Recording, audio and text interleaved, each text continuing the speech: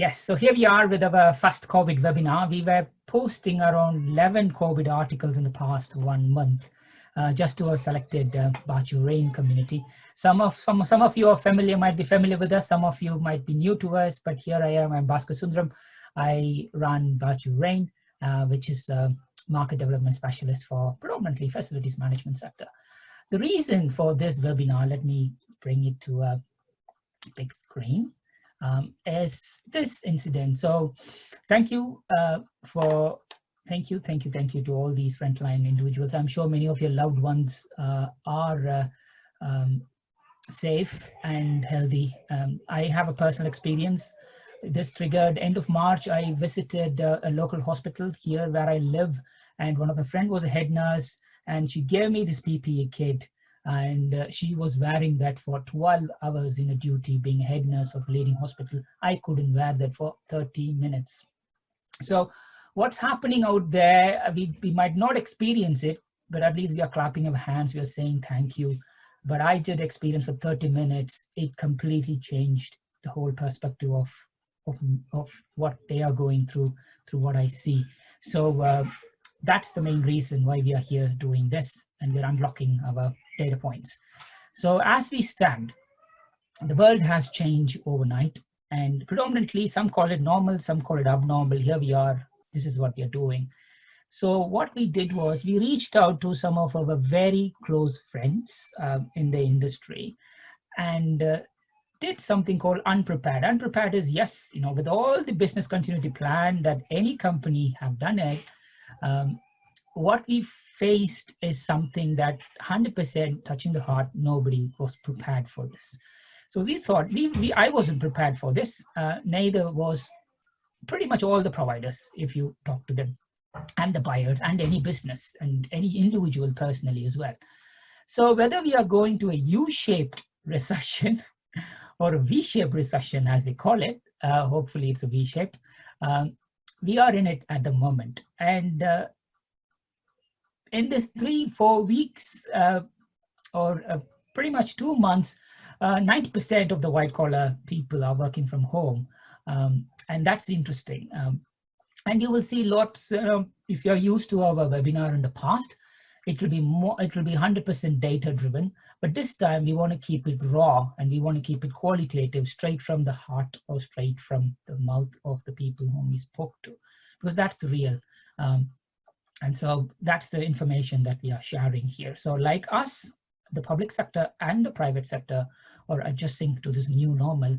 And we thought we will share this qualitative results in our own words. If you want the quantitative data about the market, it's there available in our page. We have 3 webinars that we ran last year, early this year, around how the FM market is looking. Yes, the opportunities that's been outsourced, our record shows 11,000 opportunities that's been outsourced in the UK by sector, public and private. Those opportunities in some form will be hitting the market, or will be insourced in the worst case, or will be coming out in a very different form. Either way, they are there in the market. So if you want to understand the market, suggest listening to some of our webinars, and also download the report. It's free. So I'll give you a disclaimer, which I already suggested. This is qualitative, very different from what we used to do before. And again, we won't be talking about the COVID impact on health or a social or high level macroeconomic. Those things you can find it online. It's available in the public domain. Again, you won't be dwelling deep on the community spirit of everybody coming together, doing what they're doing, how work from home is working, not working, the ethos behind it, etc. We won't be touching that as well. And you all know the Nightingale construction, how our construction stroke FM providers stepped in the shortest time to did what they did. We won't be touching that as well. What we will be touching is, in addition to that experience that I had with the head nurse of mine in a hospital, plus our unprepared initiative, plus what we find on the data, which is, most of you might have the OJU tracker in the service provider, because some companies have 5. Either way, 1 or 5, you would have seen the number of opportunities actually started to slow down. I'm talking about the volume. Sector by sector is different. This is public sector, which was expected to go high this year. That was what we forecasted in February. Suddenly, March, things start to go down. And if it's a very simple example, we don't use any tracker. We go to the source point, which is the TED database or the contracts finder, and we lift from there, and we notice interesting stuff happening. And again, while speaking with people, what happened was, the projects that was just on discussions to the projects that was actually ongoing are the only one that's coming and hitting the market, and they are actually hitting the market. There's no delays. But the project that was on the planning stages, most of it are canned. So we'll just so a prediction of the providers whose general focus that comes from the public sector will fare more than the private sector. That's what we did in February, and that is still valid. With COVID, as you know, is a massive thing. If you are wondering who's this guy and what's this company do, this is it. I'm Bhaskar. I founded Baachu in 2014, actually. And gradually over the years, from one project to the other, we become a trusted market specialist for most of the well-known FM providers. And without getting into details, what we do, we strategize the market, we build up their sales and marketing strategy around the market, then we build the pipeline, then we build the bid strategy, and then we also take them to the go-to-market and manage the accounts, bits and pieces. Very small, referral-based, known to selected people, but the selected people tend to use us frequently. That's who we are. And over the years, with these relationships, we gradually built much more interesting insight, and we created our own niche that today we are the only UK provider to hold a massive database of all the outsourced opportunities in UK, and we share the insights regularly to the people. From that point, we did pre-COVID. If you look into what we did in February, March, this is what we told the market. Here we go, guys. UK is still the highest penetrated market. UK is still the largest FM market in Europe, and the value ranges between 90 billion, 81 billion to all the way to 100 billion, depending on the international portfolio, whether you include that in UK or not. But either way, the market is matured, as we all know. By far, the most international competitions happen in UK, and as I mentioned, it has one of the lowest growth rate in Europe, because we have some projects that are in fourth generation. So this is what we already know, right? I added in, then we know Brexit, and we were working towards a Brexit timetable in February, and end of December, we'll come out of Brexit. But this COVID thing flipped the market. Did it flip the market? Did not flip the market? We are just 1 month into COVID. But as I said, there are some interesting insights that we started to see. But this is beyond the market. This is how personal relationships, what we are doing inside to make this market work. So I'm not going to list everything. You might read this. The slides will be shared. So let's move on. What we see here is, from our market analysis, this is what we know. Okay, the market is roughly 85 billion, out of which private sector and public sector kind of split in this ratio. So what we also did was, on the subsector, this is how the market kind of subdivided. There is a webinar called FM Market Breakdown. You will have the massive detailed breakdown by service, by sector on this. And this is what's already been outsourced. As you know, 90% of UK's, I would go even 90%. Anything that is not built, 90% of the market in UK is outsourced, especially on the facility side. If you look, and this is how they've kind of structured themselves. Again, the terminology might be slightly different in how you see through, but this is what we see. Predominantly office and commercial buildings are massive, and that covers 1/4 of the market, followed by manufacturing, industrial, whereas in the public, it's central government and local government. It's interestingly, in the central government, as you know, with all the crisis that's happening, defense and other elements, we have kind of put it separate here. But central government is continuing to push through, and there are lots of direct award contracts that's coming through, especially on NHS and the other domain. Whereas commercial buildings, which was the largest building, completely kind of started to slow down. Because as you know, the work from home crisis had started to spin a positive story, or okay, we need deep cleaning just to be prepared. But then when everybody started to work from home, the buildings were empty, and there wasn't much. I don't think many providers were built for that sort of agility to operate in 10% of the service portfolio, or 5% or 2%. You know what? But that's kind of suddenly shocked the market. But what we see here is, yes, the private sector and public sector will continue to play its own part. But whether it will play the part in the same way as we projected will be slightly different, especially the buyers are taking a massive hit, especially on the manufacturing side, which will touch the financial services side, or the commercial offices side, which will touch as well. Certain sectors are buoyant, demand has increased because they weren't hit much. But if you imagine the retail sector, what's happening there, you know, it's whether the whole product is going to come out on the same way, I don't think it will. But either way, those projects are already been outsourced, and it's still there waiting for it to be renewed, or waiting for it to be coming out as a new contract. So growth is going to be slightly harder to find in those sectors, and it will be 100% driven by the new value propositions, advanced tech solutions, and the productivity gain will be a question mark, but it will be more or less around digital transformation. Whereas public sector, that's where things started to go. Local government, universities, I know those are the two will continue to insource for various reasons, as you know, emotional, mainly trust deficit. Whereas in the hospital side, which you started to do now with the COVID-19, that's where interesting thing happened.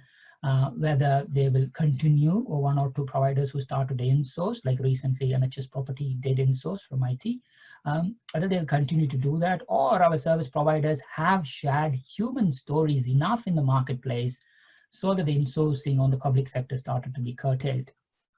That will be an interesting thing that's going to come and hit us in the next 3 months or so. Are we doing enough? I have the question there. So the central government again is trying to do as it can with the Brexit, with the massive treasury impact that they're doing.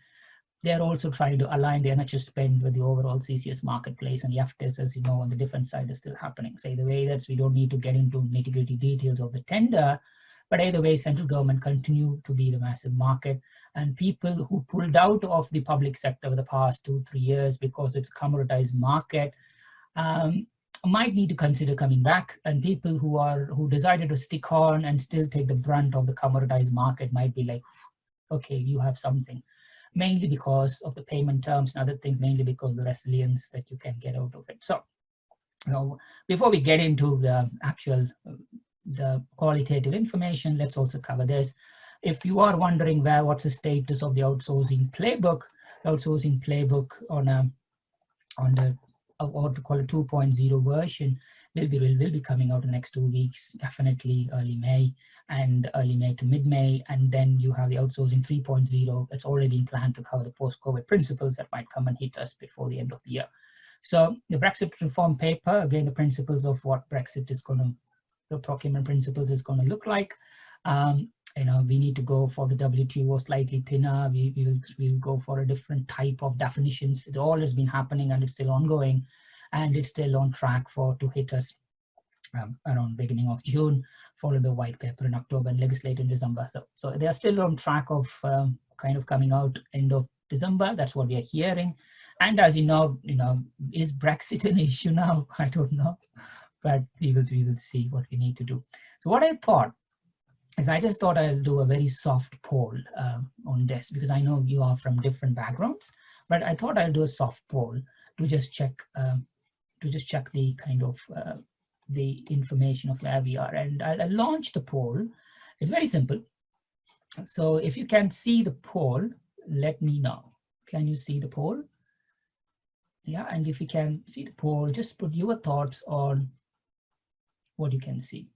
To what extent have you seen service disruption? The poll is anonymized, so I would not know who's sharing what information. And don't worry, it'll be good to know from the attendees what you see. To what extent have you seen service disruption? Can you see the poll? If you can start to vote, that'll be great. Thank you. Please do.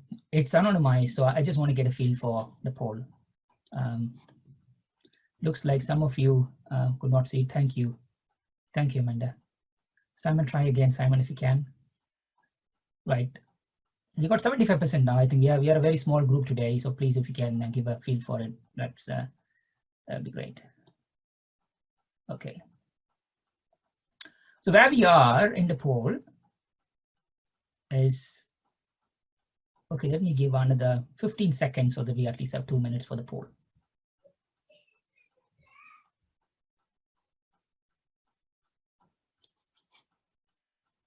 Okay, I'll end the poll and I will share the results. I hope you can see the results. So what you're saying here is, when we did this, when we did the service disruption, we asked the question, we didn't do a proper quantitative survey. Yes, most of them picked up 4 and 5, starting to see the beginnings of real problems. And yes, and they are causing real problems, and some are, in between. I think some minor disruption, but nothing that has become critical. So lucky few have said none yet, but really worried about what's likely to happen. Fingers crossed. I pray to God that it will continue to be the same for you guys. So, and for the guys, yes, it started to show some real problems because people started to react straight away into what they know. And different companies react a different way, and different buyers start to react different ways. So you might have had different experiences.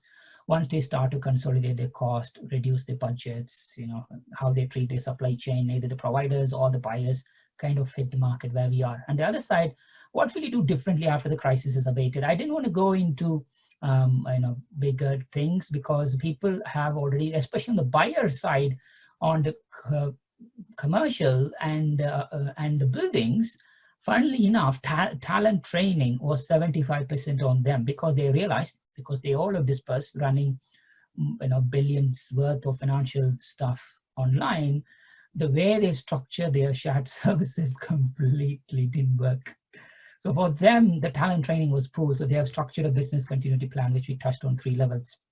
Either way, yes, more work from home options will continue, more automation that will be expected, more business continuity planning, yes, 100%, because the recession to recovery to growth might take how many years? I don't know. I'm not an economist, but let's assume 1 to 3 years.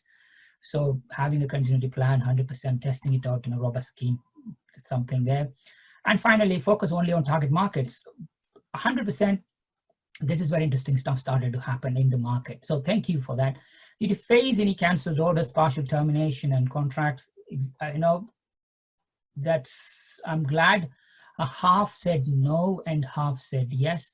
I haven't looked at who you are, but you know what? It's happening, right? That's the important thing. It's happening. Terminations and canceled orders is happening in the market. We can't close our eyes now. It's happening. So that's it. So thank you. And now let's go move into the poll. So can you see my screen again, service provider? Sometimes after the poll, it doesn't work. If you can press 1 again, if you can see the screen, that'll be great, please. At least 1 person, if you can do that, we can just go from there. Yeah.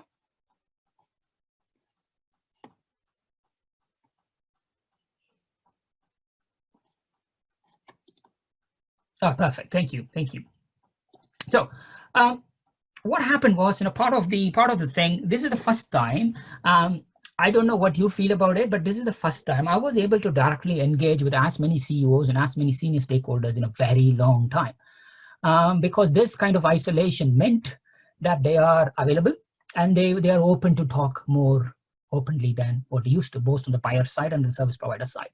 So if you haven't done it, please do. People are available. So please do reach out and set up. So primarily what's happening here is on the positive side, what majority of the providers were planning to do, transformation, operational transformation, service transformation, digital transformation, it all got tested in this 4 weeks. Believe it or not, every single company transformed or were ready, were agile, responsive in whatever way possible. Yes, it's not be perfect, but on a very positive side, they were agile, they were responsive. And on the other side, managing furlough, it's a massive hit when government came with the signals of, hey, we are going to shut down the country pretty much. furloughing the staff with very less information, managed it. Then they kind of managed to, split the teams into what are the critical contracts, what are the non-critical contracts, resource allocation after furloughing. That comes with this challenge, and they did it.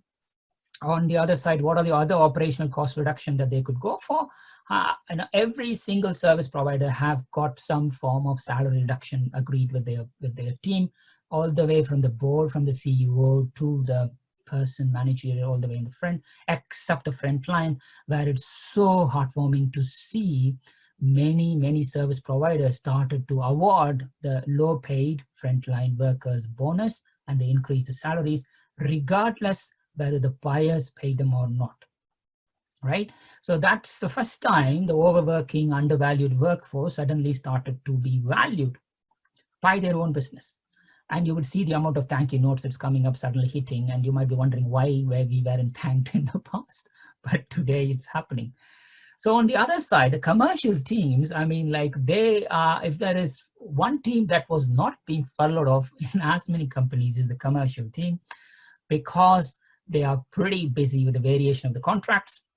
As some of you told on the on the poll, the termination of the contracts meant they were busy fighting it with them to just say, hey, you know what, on what basis are you terminating? Force majeure is not the right way. And on the other side, some are busy actually reaching out to their buyers and say, hey, you know what, our contract is coming for renewal. We want to help you with it. Why can't we extend it? We'll be part of the journey. And some were fighting on the other side, whether to keep the contract. Some were proactively doing the other one. It was always a mixed bag. Then 100% the focus went into COVID thing, but there were so many other sectors which was actually not impacted, or they are not critical frontline services, but they were completely overlooked. They were completely overlooked. And the priority was not given to, or priority was not given. Yes, that's the right word. And funnily enough, those contracts were payment-based contracts, where the customers started to hit them hard. So because these sectors were not being hit by COVID, or were hit by COVID, but imagine they're also looking for their own cost reduction. So we are going to see some of the qualitative stuff on the buyer side, but this is what's happening here. And some NHS, some providers who specialize on the NHS market, they manage to sort out the supply chain in addition to that. And that's a massive thing in its own. Especially some of the providers who support a private healthcare, they need to procure the PPE and the test kits themselves to serve their private healthcare clients. So, when the government is struggling to get the test kits themselves, many service providers quietly did it, quietly are doing it. But again, these are the brilliant stories that's been hidden.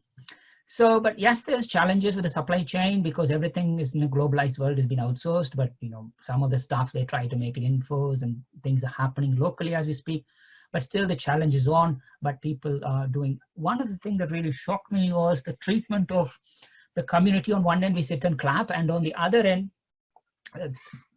and very odd cases, I have to say, some providers face that their cleanings or the cleaners or their frontline staff who have been working in hospitals or frontline environment were not being treated properly in their neighborhood. So they need to also help them on some of the reallocation and the other bits and bases, which was odd.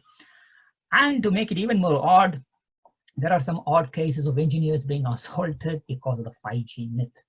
So home working comes with its own thing, mental illness comes with its own thing, but again, what we are not seeing is some of the hidden stories that comes out of the market. So the last line, which is not there, is I don't think any service provider was actually built to actually see their employees die. That's heartbreaking. I'm not going to say the numbers. I'm sure if you're a frontline service provider, you know who has lost in your own company. But this, nobody was prepared. This predominantly broke the everything else, what I talked about the foundation of every company. So the human cost was massive on these providers. So then moving on, we will go to these are kind of the general comments that followed through. As I mentioned, these are straight raw. It comes out. So, the reliability, we can't forecast anything. We are on a month-on-month basis looking after our company. And the reality is, unless the government says when the isolation is going to end or when the exit strategy is going to come out, we don't know, but we are sticking on it. I already touched, many providers have many contracts, and every contract has its own thing. This is the time they're spending, commercial team is spending to understand, here we go, what are the contract variations, disputes and cost, how can we protect the assets, what are the opportunities that's coming out. What happens is some of the clients are actually switching off their suppliers, terminating, and they're reaching out to other suppliers and say, hey, you know what, will you be interested in taking over? Direct awards happening on a very small scale in the private sector, and it's happening in the public sector as well.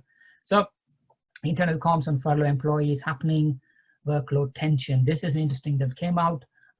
When I say market, what you will feel, you will get this. Many employees were furloughed off, but then there were lots of employees who are working now even longer, but those are the employees that are going through pay cut as we speak.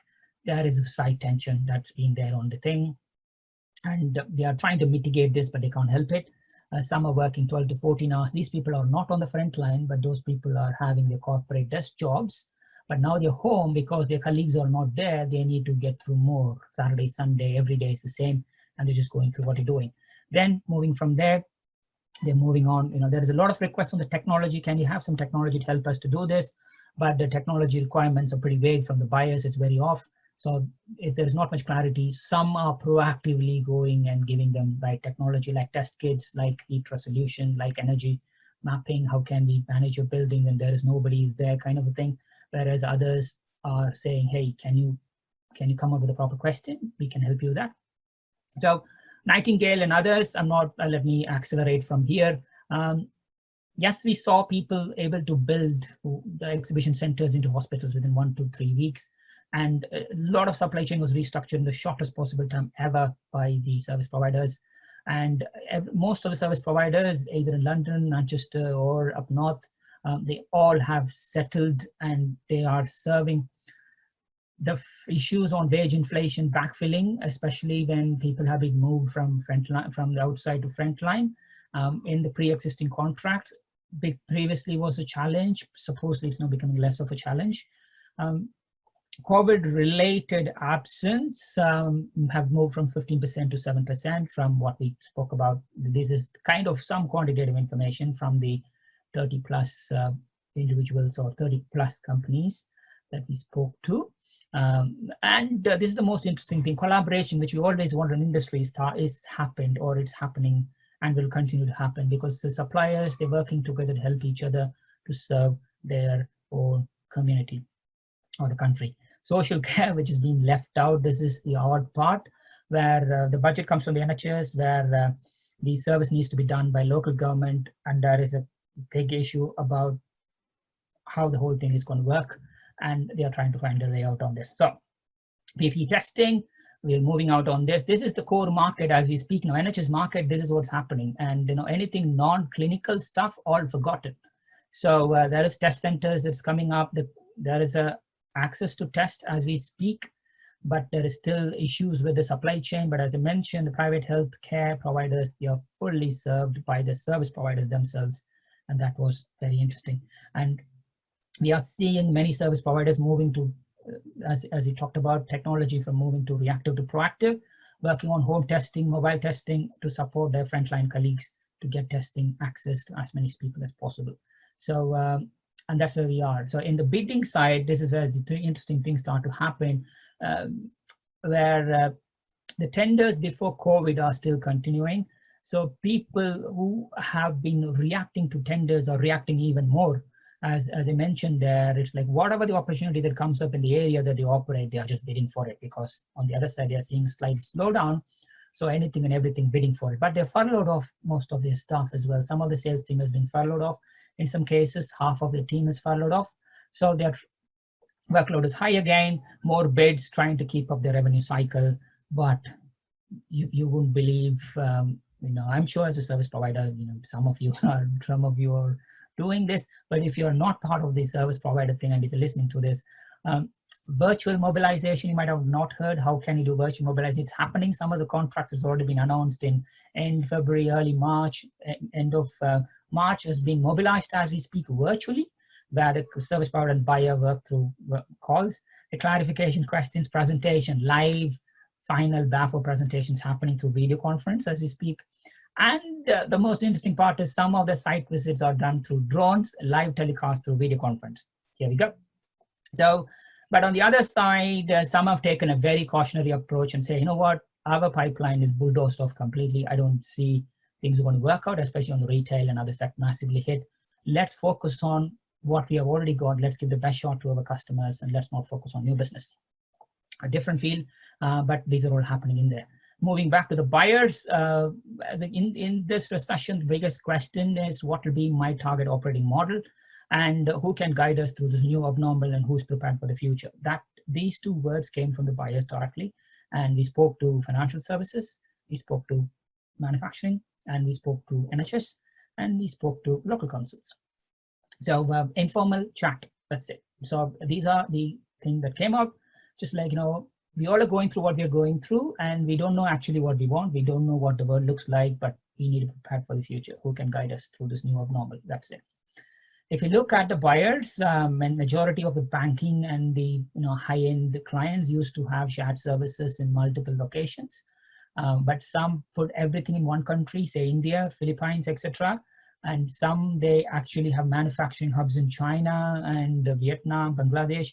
They all have been hit when they put all the eggs in one basket. So they all are coming back and trying to rationalize and say, hey, you know what, not just property, they operate, how about our whole shared services? And they came out with their own business continuity plan of when one country switch off, we move to other country. When one center switch off, we move to other center. So the problems are pretty big over there and they mitigated it. So the BPU Ito Company stepped on and they mitigated it for their own buyers.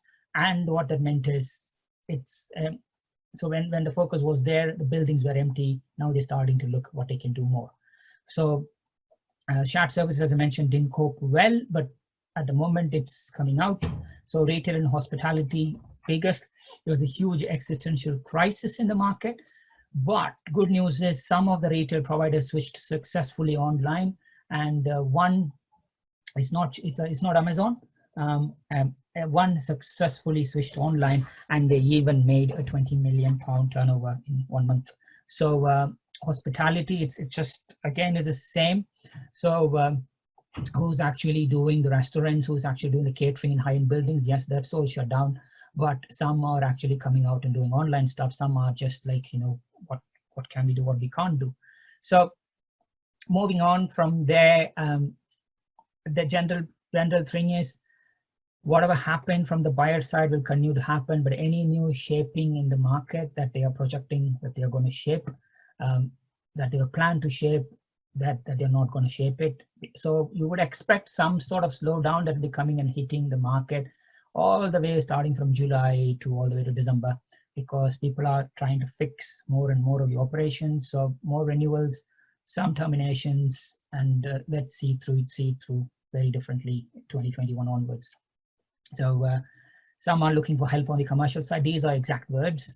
Interestingly, NHS procurement is still not being used in the fast track way, NHS England. So CCS Marketplace, it's been put forward by the central government, helping with the NHS procurement to just see how quickly they could mobilize what they want to do, not just PPE and test kits, but also on the other sides. So two things highlighted. What I did ask the question about service disruption. What actually happened part of the COVID-19 disruption? Two things was highlighted. These are the two things. The quality of communications went down between the service provider and the buyer based on whom we sampled qualitatively. So they thought, this is the time where we want you, but you were not there. Again, not in the same way, but mostly halfway through. Response time, again, when people try to reallocate resources from non-critical to critical services, some people felt that they are not being looked after, so response time and other things felt. But everybody know what's happening, but they are on it in the journey. But let's rattle through quickly. So if you look at oil and gas, obviously oil, gas, retail, commercial, building, manufacturing, hospitality, we know it's impacted. So if you listen to our previous webinar, you would know that they are big together. They at least control 75% of the market, but they have been impacted. What's there left in private sector? So telco, utilities, housing, pharma, central government, NHS, healthcare, increased demand, or at least things are happening. Schools and universities in the middle. Whether the market moves there, market doesn't move, students staying in the student houses, in the schools, teachers are not willing to come to schools unless it's fully there. They don't want the schools to open. What will be the impact there when the schools open and somebody hits it there, and how the FM providers are going to do that, question mark. But these are the kind of 4 or 5 different types of customers. I just tagged them just before the webinar. So some have reaffirmed the relationship. Let's go beyond COVID and let's do this properly. For now, let's renew. Some have said, you know what, we have given you so many chances. You know this is not working for you and us. Let's terminate. Amicable relationship, terminated, done. Some are like, you know what, we want to get out of this. I know whether you do good work or not good, we just want to get out of it. Force majeure, boom. Not no, then come up with the data and then said, here we go, these are the grounds for termination. Take it, lose it. And some, I'm not going to terminate you, but I'm going to cut the scope to the bare minimum. So 80% is what I want you to run it. Take it or lose it. So some have got terminated, and some have been terminated at least once, some have 3, some have renewed 3 of their contracts. So it's all mixed bag. Again, people react to things differently at different spaces, but what we're trying to see is that 1 month of reaction is starting to calm down a bit, and people are starting to make some rational decisions as we speak. So what else? The investors. This is always the interesting thing. Post-Brexit, we had 200 plus calls with so-called analysts and investors who specialize in outsourcing industry. Where we started to receive few calls again. Investors will be investors. So when the market goes down, they will try to make money, and it is what they are made for. And some investors are actually made multi-millions out of this whole thing. But if the important thing is, some will be short, some will not be short, but it depends on who's looking at it. The hedge funds and the investment funds, they both are trying to see the market very differently as we speak. So the hedge funds look for opportunities like what happened with Kia, with Interserve, with Capita last year, whereas the investment funds will take a long-term approach. But now the funds are not there. As you can see, the equity funds, it's all debt funds that's available. So that will come out in the zone market. So we'll just, you don't need to dwell deep on that. But for now, there is still a lot of interest, and mergers and acquisition, consolidation, 100% will accelerate for the right companies. So what we see going forward, where we are at the moment is, this is where we are. There is a shock to the economy, that's what we're facing through, and we are going through what we call a reaction to the shock. The reaction to the shock is happening as we speak. Then there will be happening to the reaction to the reaction. What the government decided to give this treasury 350 billion, and what the companies have decided to move their critical contract to the non-critical contract, a furlough of staff, increase in tax, they all will be coming and hitting. The decisions that we make today in this month, this quarter, will come and get back to us pretty shortly. And how we react to the reaction will again have a massive impact on the whole market. It's going to be structured. So we're already starting to see many companies are using values in many of their social media posts or taking to the market, which was really moving for me personally, because this is where you try to dig deep. It's no more about efficiency, no more about what they stand for. And some have 100% demonstrated what they stand for. Some understandably are very tight with cash, and they are doing their best in doing what they can. What that meant is, opportunity-wise, as you signed, many will be starting to focus on core markets. So many will be trying to pull off from their marginal markets, which mean the leftover that will be done by this providers who decided that they want to go for the core markets and leaving behind will become a market in itself. What that meant is mid-tier players who are ready to restart and recreate quickly might be in a best position to take over some of the larger contracts, or some of the contracts that the big strategic suppliers are leaving behind part of the overall focus areas. So so that's it. But the important thing is the relationship will be even more strong, as we can see from the buyer reaction. The new opportunities in the market will be more or less reliant on the resilience of the companies and the relationships, which we can't bet. We know 11,000 opportunities are there, and either way that goes from one provider to the other provider, it will always be coming on the market. If it's not coming on the market, even if we assume 1,000 of that will be in-sourced next year, still there are 10,000, right? And the 10,000 will be coming out in some form or the other in the next 3 to 5 years. And that's where it gets interesting. That's where it gets interesting on the resilience of the companies and the resilience of the relationship. So what that meant is smaller FM companies, smaller tech companies might fill the gaps, what's being left behind by the bigger companies, and we just need to wait and see what that actually looks like. So final thoughts before we open up for questions, if you do have any. We are continuing to see the growing polarization between winners and losers in this market, mainly because of scale and the core market, what they're operating. It's whether can you grow 10% in the new market, I think is possible, because as it happens, with fear comes opportunities. But many companies are moving out of this. Many companies now clearly know what they are good at, what they are not good at, and they are reacting quickly. But for some providers who are still twitching their arms to just say, we'll wait for it, we'll wait for the announcement for Brexit exit date, we'll wait for the announcement of the future stuff, and it's not going to be good, because the market changed, as you know, very quickly in 3 to 4 weeks, and it will be very, very quick for this year as well. So you might be left behind. But for others, it is what it is. So the dynamics will continue to be impacted by the customer, by the company, by the competitors. But most importantly, as we try to see, community will be a massive influence.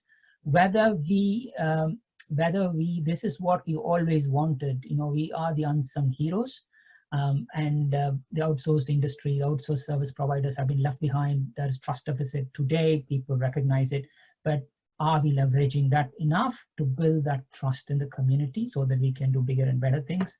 We were part of the journey with them. Looking back 1 year down the line, it's a question mark, but these are early stages, but we'll just see how companies react to that. And that's what builds the market around it. So the reactions with reactions. As you know, this is a quote that was actually given by one of the CEO, not an investor, it's a CEO. So you can see some positive things. People are looking, it's an opportunity to things that they haven't done before. So lucky that company and any other company that comes out with, they will try to do things differently. Yes, facilities as a sector has moved very far from being a hard FM, soft FM, provider into workplace optimization and other thing. It's much wide. So you would have noted some associations were banging on work from home, workplace optimization far too long. Some were talking about awards. Some were talking about mental illness, whereas on the nitty-gritty, when the FM suppliers were facing much more. One association was brilliant in how they approached it, and they even set up their own Yama group. And yeah, I was so happy to just see the interactions happening there, because collective collaboration happens in real time. So that's the thing. The positive thing here is we are accelerating to a digital first environment, whether we like it or not. As you mentioned, the work from home will start to increase. So how are we going to deliver this on a real-time agile pay as you go model? That's the question mark. So the change happens in real time, and the strong will continue to get stronger, and we'll continue to. It's true, we have to prepare for recession. In our small case, the way we have reacted is, yes, we talked to people about what they wanted, but we also asked a few other things as well. This is not the first time that we have done here. So I'm sure most of you will be coming out of it. But in addition to pushing forward for your transformation cost savings plan, there are some new learnings that you came out with, both from employees who are working from home, both from the frontline people who are there, and both from the furloughed staff who are there, and from the guys who are working 12 to 14 hours to keep the company running, and the company is going through this massive thing. There is so much to learn. And the important thing is how these lessons are going to be documented collectively, the journey of a CEO who's trying to keep the company, the journey of a frontline provider who's actually giving up his life for the company. How often or how rare or when does it ever happen? So all these things meant like it's going to come and hit us. So at this stage, it's impossible to just say where the market is, but what we have done is what I'll share at the moment. So the digital projects, there are lots of requirements for tech. People to use the word tech, but they don't know exactly what they want. But anything that's lower operating cost, digital projects continue to attract investment from the buyers from what we spoke to. But anything that require capital investment may not be so popular. Part of the operational thing, can you do some value add on? There will be lots of things that you can do for. So I just want to share this before I close and see what other things that we are doing here. My question here is, are we doing enough for these people in the front line, other than thank you in social media, other than clapping the hands, like what we do others, because these people are what we are doing. So we have a sector have gone so far now, and this is what we always crave for, the outsourced industry. Give us the respect that we deserve. We run critical frontline services. Today, we have been given that opportunity. This is the parting comment from me. Are we doing enough for the sacrifices these people are doing? Are we doing enough for these guys who work 12 to 14 hours just to keep the company going? Are we doing enough for the CEOs who are doing this? I don't know. But end of the day, a person who wear this for an hour in a hospital who couldn't bear this, but a person who's doing this to keep the environment going for 12 hours to save lives, I think these guys deserve more. So, but my question is, are we doing enough? So I just want to leave that point and do some little bits that we are doing. We very quickly need to restructure. On a learning hub, we gave access to furloughed staff. Close to 200 furloughed staff at the moment are in a self-care program. At the same, we structured this in 18 days, and sales, marketing, account management, any corporate officer staff, including HR, who all been furloughed off. We have taken this 200 people, plus we unlocked our courses. What it meant is they are part of something, they are part of the market. We keep them. We have now been going to support the UK government, the procurement project management on a pro-gov basis. And as an NHS volunteer, we are also part of this. This is our little part. I know we are a small business, but we are doing our say. In addition to that, as the company which has built this database over the years, we are opening up our vault. So in the next 1 month, I know when we decide to open up the market before end of May, we are planning to do 11 webinars going market by market, unlocking the opportunities sector by sector. It's all free. It's something simple that we can do to help the providers who are all finding new ways of doing. Look into events and we'll just do that. And for some companies who require pipeline support and stuff, we are also going to help there. So either way, my comments is this, what I learned is I'm here working from home. I need to tell my kids to keep me going for an hour without disturbing me. Either way, there are things that we can control. There are things we can't control. And I'm just here. And there are one of my very close friend, his mom passed away in Italy. And he wasn't able to leave the country because he was working in Frontline as a doctor in UK. And his mom has already passed away in there in the freezer in Italy. That's where she's been kept. So things are very different to what we're doing. So if you can do positive things, let's do the positive things. But this is the time where we all do what we are supposed to do. I just end there and I'll just open for questions. Any questions?